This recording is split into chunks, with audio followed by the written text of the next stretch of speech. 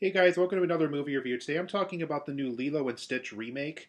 This is a new 2025 live action remake of the original 2002 Disney film, so post Renaissance for Disney. So in this film, you guys, just like the original, we follow a young girl named Lilo who lives in Hawaii. Um, she lives with her sister, who's basically trying to raise her just like her parents would. Her parents tragically passed away in a car crash, and so her sister Nani's trying to take care of her. She's trying to keep sole custody of her, and all this other problems that are going on with the social worker, just like in the original. But while all that's going on, while Lilo's trying to kind of put her life back together as well as her sister Nani is as well, they decide to adopt a dog, and they adopted a dog that they later named Stitch. What they don't know about Stitch that we learn right away at the beginning of the film is Stitch is a science experiment gone wrong up in space. He escapes the custody of those people up in space, makes his way down to Earth, trying to basically hide out here while the aliens are basically trying to track him down. So he basically becomes Lilo's dog for a while, or at least she thinks that he is a dog. And while that's going on, these aliens are trying to track him down and basically, put him back in captivity, make sure that they're supervising him and watching him at all times. And so all that's going on. Lilo's trying to keep, custody of Stitch as well. So all this trouble's going on over the course of the film in the state of Hawaii. And it's up to both Lilo and Nani and now Stitch to basically make sure that everybody's going to be okay in the end and that nobody gets taken away from anybody. But overall, guys, I enjoyed this new Lilo and Stitch remake. It's nothing spectacular. It's not going to replace the original or anything like that, but it is a very good remake. I like that they did actually go out and film this in Hawaii somewhere. They tracked down, for the most part, Hawaiian actors and actresses to play these characters. We even got some returning cast members from the original Lilo and Stitch playing new characters this time around. Tia Carrere plays a social worker in this. Jason Scott Lee, who played the boyfriend David in the first one, he plays like the restaurant owner in this one. And then we also have Chris Sanders, who voiced Stitch in the original, come back to voice Stitch in this new movie. So we get about 3 returning cast members this time around. Great to see all of them. It was great to see the overall story of Lilo and Stitch told once again in a live action format. But for my positives and negatives for this film, though, you guys, I do like how this film does embrace the filming locations of real Hawaii locations. I do like that they actually went to Hawaii, filmed in the oceans, filmed on the beaches, filmed on the actual islands. And you can definitely tell, like, even though the first one's very beautiful with that, that is something about this new remake I think they do a little bit better on, is they do fully embrace the beauty of Hawaii. They do actually film there.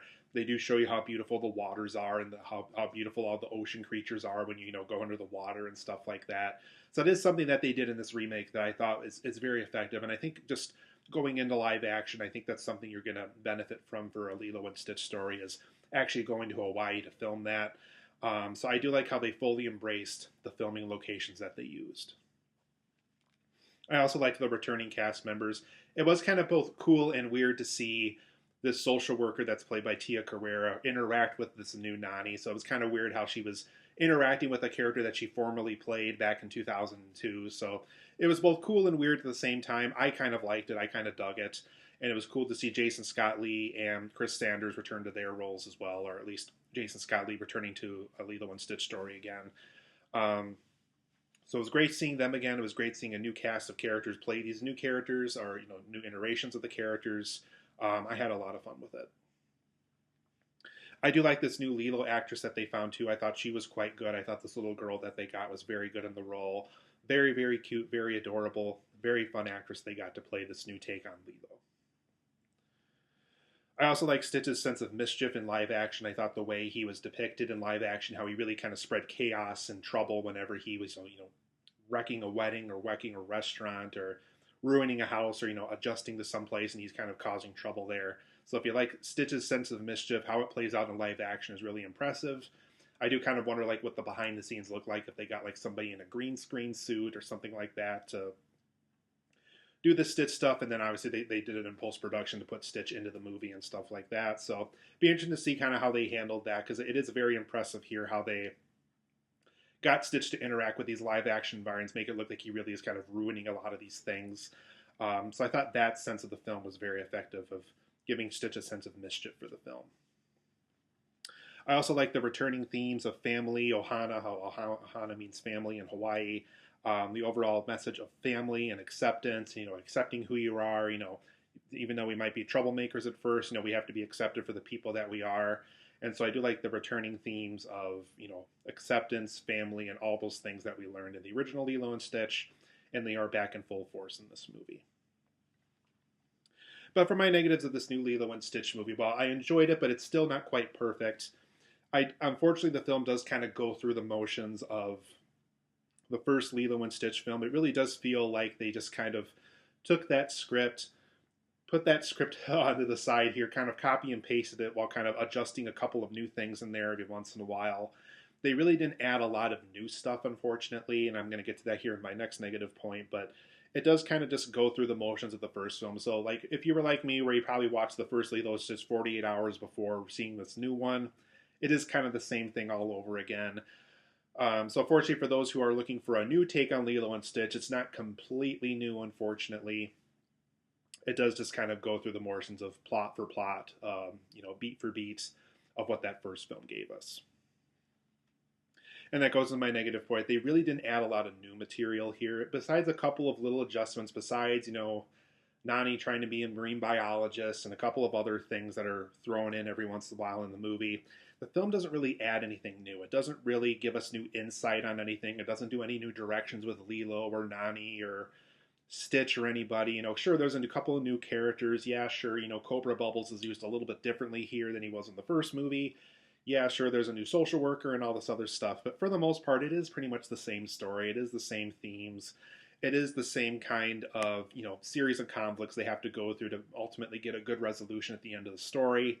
So unfortunately, I would have personally preferred more new material here, more new things, more, oh, that's kind of a clever take, or oh, that's kind of new and clever with that, or oh, that's pretty new.